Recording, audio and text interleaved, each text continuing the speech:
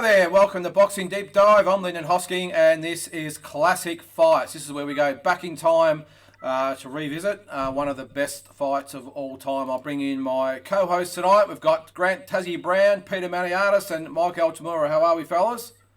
Good to be on, guys. All full of beans good to be here, after Lyndon. the weekend that's just gone with our man George Combosas, but make sure you're watching the Boxing Deep show this week for more in-depth coverage of that. So this week, Mike, it's up to you, mate. I had Mundine Green last week. Who have you got this week? We've got Diego Corrales versus Jose Luis Castillo 1. May 7, 2005, Mandalay Bay. One of the greatest fights of all time. 588 punches landed, and it didn't last the distance. Think about that. Not thrown, 588 landed between them.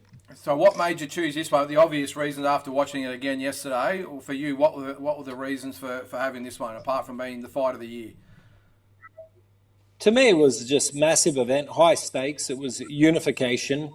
So 2 world titles on the line, recognised Ring Magazine World Championship status at lightweight. 2 of the best action fighters of the generation, especially Corrales.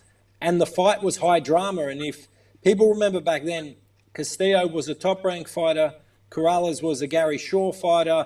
So it's like rival camps, rival networks. Top-ranked back then were more associated with HBO. Gary Shaw was titled with Showtime. So there was a lot of give in negotiating this fight. It took quite a while to happen. Corrales went in coming off 2 outstanding victories. So he got stopped by Yoel Casamayor. And then in one of the ironies, Casamayor's trainer became his trainer for the rematch with Casamayor in Joe Goosen. And he boxed tremendously well for that. Went on to defeat Acelino Freitas for the world title in his next fight, 10th round stoppage. And a lot of people were talking about his newfound boxing skills, but they knew also that Castillo would be pushing him to the absolute limit. Now, Castillo, just for context, he was stopped 4 times early career, but when he was younger, on the way up, really, despite the fact he scored an upset world title victory over Stevie Johnston, and then a draw in their rematch, really, he made his name on the first fight with Floyd Mayweather. Controversial 12-round decision loss. A lot of people thought he beat Floyd. Even in the loss to Floyd in the rematch, he was still able to come back, pick up a world championship.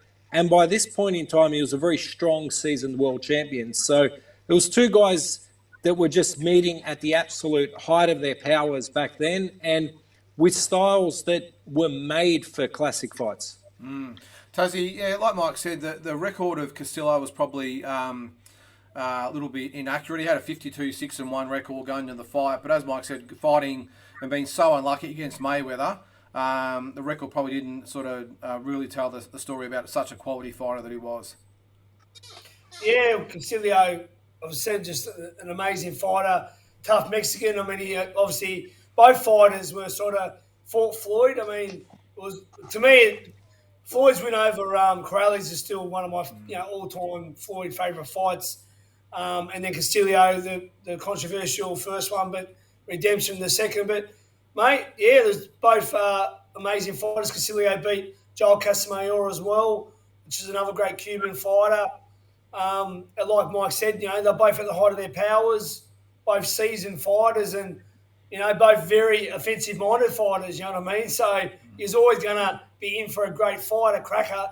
But we didn't really know how great it was going to be, and it ends up being one of the greatest of all time, which hence why Mike picked it, because it's one of my favourites too. But it was one of on my list to do eventually as well, but Mike beat me to it.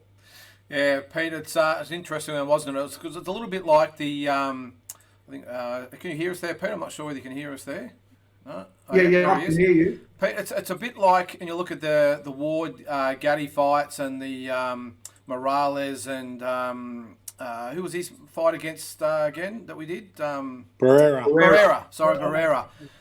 The styles just. It's like this perfect storm of they just mesh beautifully and they can create. And they don't have to be the greatest fighters, but just the styles themselves just make for these unbelievable fights and these classics. They do, and styles makes fights. This was an interesting fight before the fight. As we mentioned, Castillo went close to beating some people thought he did beat Floyd. Interesting fight leading up to it because Corrales fought a ripper up against Mayweather and had a bit of momentum coming into it. But, not Castillo, sorry. And Corrales had changed his trainer. It's got Joe Goosen. And Goosen, I mean, I rate Goosen very highly as a trainer. I just think he's a real good communicator. He's cool in the corner. You always see him with his Hawaiian shirts. He hasn't really got the... He never had the jackets on, did he?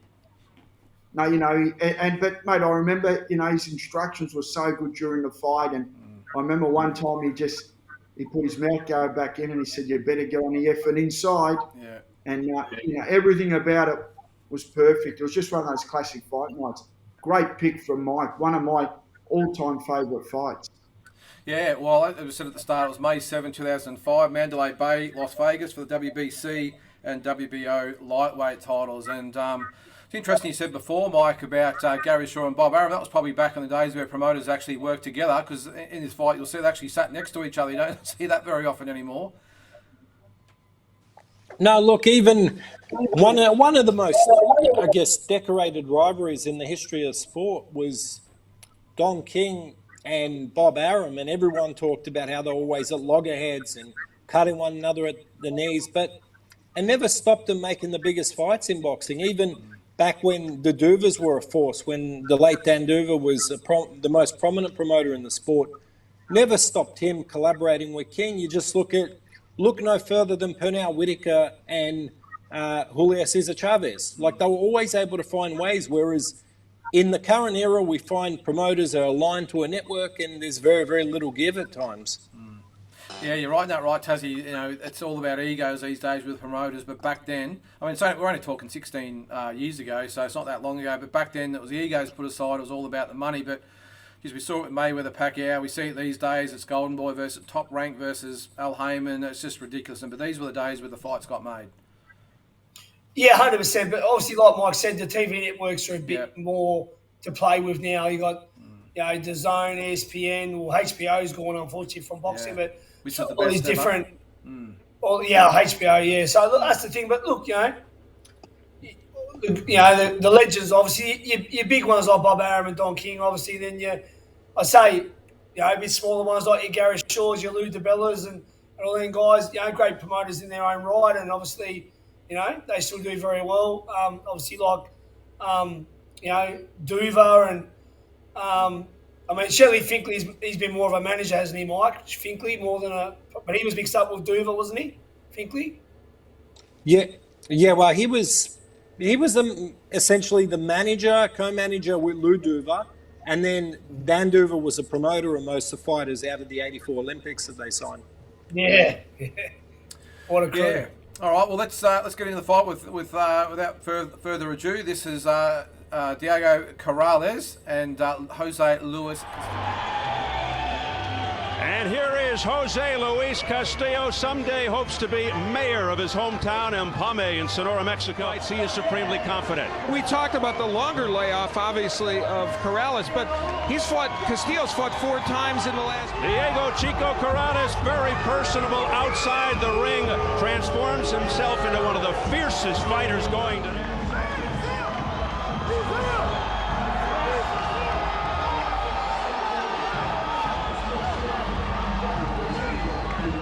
Castillo 146, Corrales a +12 at 1. On my right, fighting out of the red corner, wearing white trunks with red trim, he is fighting out of Las Vegas, Nevada, by way of Sacramento, California. He weighed in at the lightweight limit of 135 pounds even. His record stands at 39 wins, 2 losses, 32 big wins coming by way of knockout. Ladies and gentlemen, please welcome the former IBF and WBO Junior Lightweight World Champion and the current WBO Lightweight Champion of the World, introducing Diego Chico Corrales, the WBC World Champion on my left, fighting out of the blue corner, wearing red trunks with gold lettering, hailing from and representing his home of Empalme, Sonora, Mexico. He weighed in the same as has his opponent 135 pounds. His record stands at 52 wins, 6 losses, and 1 draw, with 46 big wins coming by way of knockout. Ladies and gentlemen, here is the 2-time and current WBC lightweight champion of the world, introducing Jose Luis El Temible Castillo. Oh, what a combination upstairs by Corrales. Statement, fighting Castillo's fight. And Corrales continues to score. His left eye about midway through round 4. We're now into round 6. Now, they called that a clash of heads. We think it might have come from a punch, but either way, it's called a clash of heads. That means if this fight would be stopped due to that cut at this juncture, they would go to, did it just a moment ago. And the uppercut's not landing as much from Castillo. Well, guess what? There it was. There it was on cue. Left hook by Corrales to the head of Castillo, but Castillo won't budge. Castillo! Corrales waves him on. He says, come on, bring more on. Unbelievable action. As we enter round 7. Look at what happens when Corrales is on the outside. How he can land the jab and the straight. Developing around his right eye, under his left eye as well. Now, does Corrales have... Oh, what a heavy right hand by Diego Corrales. But did it even move Castillo? No. Courage on their faces. Back comes Chico Corrales. And now Castillo. It's the left hand by Corrales that rocked Castillo. He almost went down for the first time. Corrales, who had been hurt in this round, throws a perfect left hook that nearly sends Castillo down. There are so many dramas being acted out in this fight. Look at Corrales showing the sense of urgency with his left eye nearly aslant. A right counter by Castillo with blood streaking from his left eye. The left hook puncher. Possibly have left in the tank as this fight continues to unfold. We're into round 8, past the midway point. The action just never lets up. There goes a mouthpiece. Oh, Castillo wobbles. Big right hand at the bell. WBC WBO unification lightweight title fight. Oh, what a left hook by Castillo, and Corrales is down. The mouthpiece comes out. 4, 5, 6, 7, 8. Come to me. You all right? You want to continue? Get involved. What a dramatic moment here in round 10 as Corrales hits the canvas.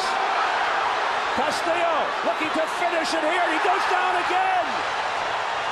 Takes the mouthpiece out. 4, 5, 6, 7, 8, 9. Come here. You all right? Matter's even worse now. You gotta fucking get inside on him now. Dreadful round for Corrales. Down 2 times here in the 10th. Again, Castillo going back to work.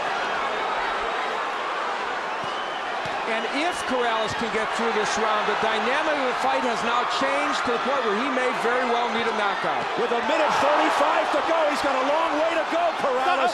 But he just hurt Castillo with the right hand, or at least pushed him back. That was astonishing, and he hurts him with a hook. Corrales comes back, a straight right. Now Castillo against the ropes. Unbelievable. Ebb and flow.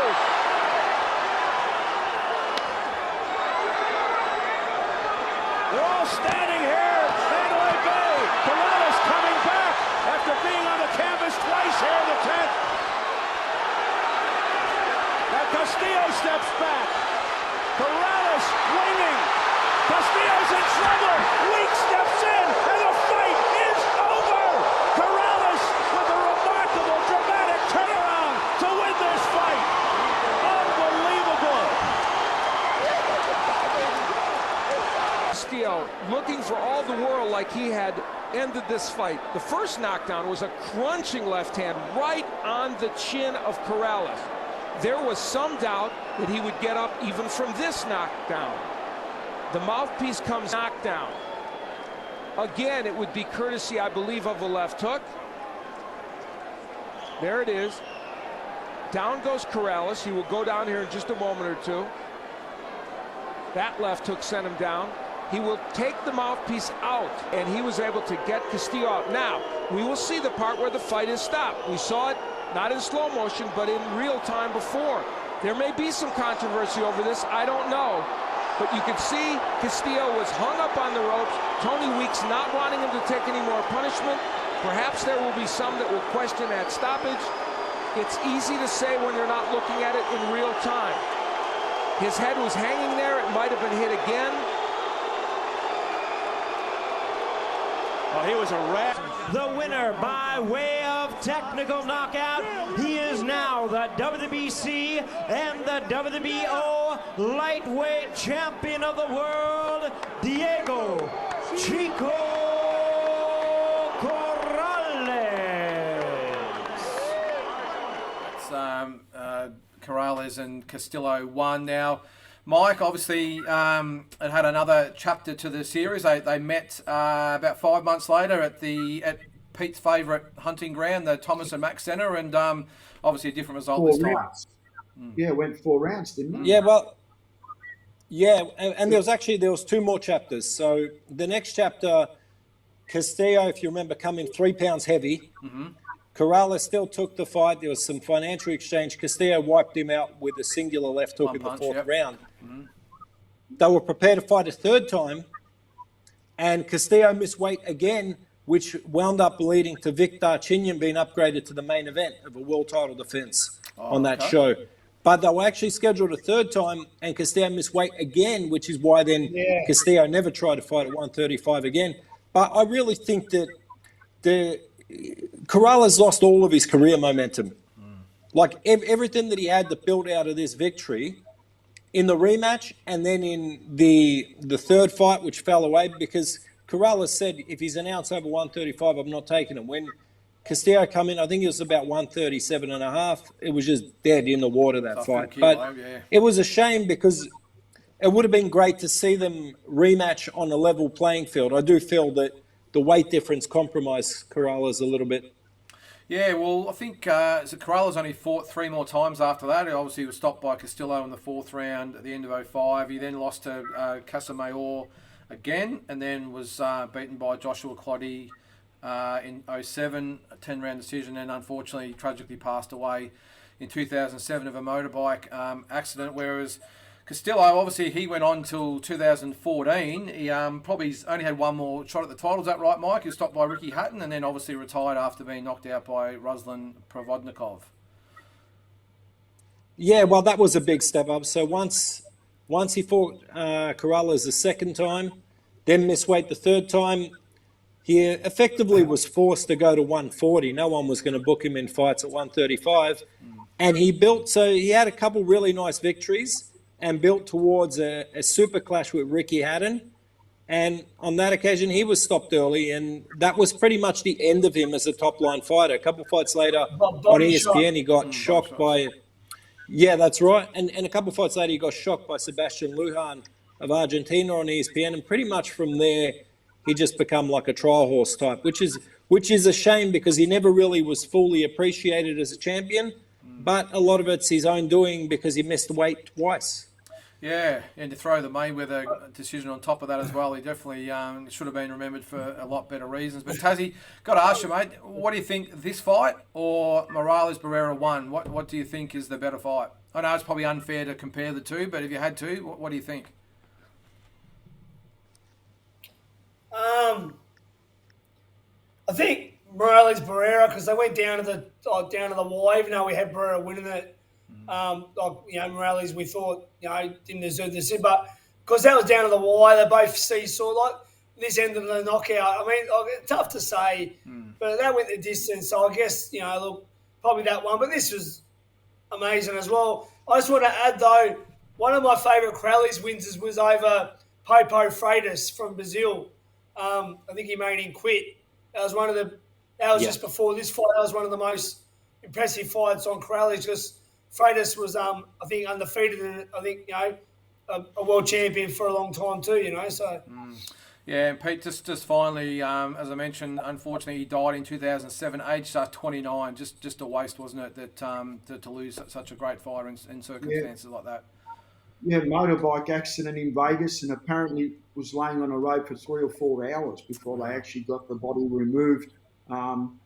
Was flying along at 120 miles an hour, hit the back of the car, surfed over the front, got run over by another car on the other side, flicked the body to the side of the road, everyone in panic mode, and the body lay there for quite a while, which was tragic to see a guy go out that way at the peak of his powers to be, basically left on the side of a highway waiting for a hearse, because it was, I think, 1 or 2 in the morning. It's definitely an early morning ride or late night ride, whichever way you're doing it. Took the hearse long way, a long time to get there. So he did lay there for quite a while. Yeah, no, not good. Well, Mike, awesome job. Really liked going back and watching that fight again. I hadn't watched it for a few years, so great effort there. And I think, Pete, going back to you, it's on to you next week. Who have you got? I've been tossing up, but I'm going to go Floyd Mayweather, Oscar De La Hoya. Nice. May 2007. It was classic fight. I think May 2nd, 2007, from my memory. Mayo weekend, yep.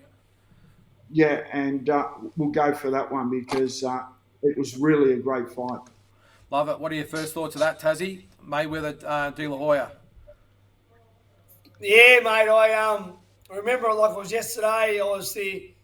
It sort of changed boxing in the way, like it the 24/7 behind the scenes thing launched for that platform, which was just amazing to get him between the fight camps, and it was just what put Mayweather over to be not just a fighter but more of a celebrity, because De La Hoya was so famous outside of boxing. He was that crossover fighter that went to celebrity status, and it was a damn good fight. Like it was So I mean, I've watched it many a times. So looking forward to seeing that. Yeah. Yeah.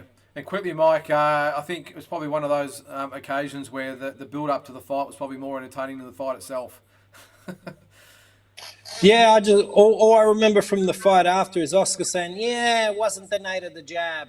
Yeah. And I'm just thinking, well, you should have brought your jab, because that's how you could have neutralized Floyd, possibly, as tough and ask as it was. But yeah, I think that it's like a lot of those fights when you've got two. With Oscar was an absolute megastar, Floyd was a boxing superstar, and you have all that build up and all that anticipation. Very rarely does it match the hype. It's just the way it is. Yeah, no, exactly. No, well, all right, so great pick there, Pete. Look forward to watching that one next week. Mike, again, great job on this show, and look forward to seeing all of you again next week for another version of Classic Fights. Thanks, guys.